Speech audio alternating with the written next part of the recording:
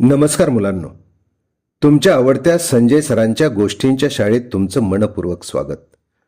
मुलांनो, कौतुकाचा एक शब्द आपल्या जीवनाची बाग सुंदर करतो. आयुष्याला कौतुकामुळेच भर येतो. म्हणूनच मुलांनो, आपल्या सहवासात येणाऱ्या प्रत्येकाचंच त्यांनी केलेल्या चांगल्या कामाबद्दल मन भरून कौतुक करण्याचा संस्कार रुजवणारी आजची गोष्ट खास तुमच्यासाठी. गोष्टीचं नाव आहे कौतुकाची जादू. मुलांनो, इयत्ता 7वीत शिकणारी मीरा सर्व गुण संपन्न होती.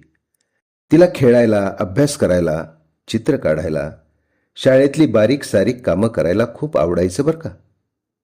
मुलांनो, एके दिवशी शाळेत बाल चित्रकला स्पर्धा होती. मीराने चित्रकला स्पर्धेत सहभाग घेतला. मीराने खूपच सुंदर चित्र काढलं. पण हे काढलेलं सुंदर चित्र ती कोणालाही दाखवायला तयार नव्हती. ती खूपच लाजत होती. मुलांनो, काही वेळाने तिची मैत्रीण सई तिच्याजवळ गेली आणि म्हणाली, वा मीरा, किती सुंदर चित्र काढलं आहेस ग. चित्रात खूपच छान रंग भरले आहेस तू. तुझं चित्र खूपच छान दिसतंय बरं का.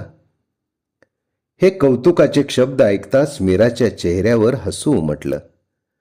स्पर्धा संपल्यानंतर गुरुजींनी सर्वांची चित्र पाहिली. त्यांनी मीराचं चित्र हातात घेतलं आणि म्हणाले, मुलांनो, या चित्रात फक्त रंग नाहीत, तर या चित्रात मीराची मेहनत, संयम आणि सुंदर सुंदर कल्पना आहेत. हे शब्द ऐकून मीराचा आत्मविश्वास वाढला.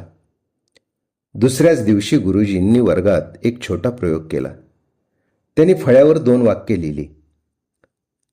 तू काहीच करू शकत नाहीस, हे पहिलं वाक्य.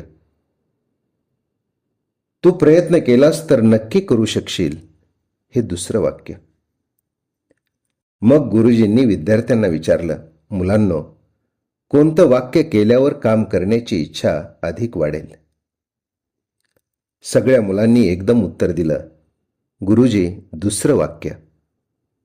गुरुजी हसले आणि म्हणाले, बघा मुलांनो, शब्दात खूप ताकद असते. एखादा शब्द मन खचवू शकतो आणि एखादा शब्द मन उभं करू शकतो. म्हणून नेहमी असं बोला की दुसऱ्याचं धैर्य, आनंद आणि आत्मविश्वास वाढेल. मुलांनो, मीराने हे शब्द मनात साठवून ठेवले. त्या दिवसापासून ती फक्त चांगली चित्रकार राहिली नाही, तर इतरांच्याही मनापासून कौतुक करणारी मैत्रीण बनली. मुलांनो, आज घरी गेल्यावर आईने केलेल्या कामाचं कौतुक करा. आईच्या चेहऱ्यावरचं हास्य तुमच्यासाठी सर्वात मोठं बक्षीस असेल. मुलांनो, गोष्टी संपतात, पण त्यातून मिळालेला विचार आयुष्यभर सोबत राहतो. पुन्हा भेटू संजय सरांच्या गोष्टींच्या शाळेत. तोपर्यंत रोज एक गोष्ट, रोज एक नवा विचार आणि रोज एक चांगलं काम. धन्यवाद.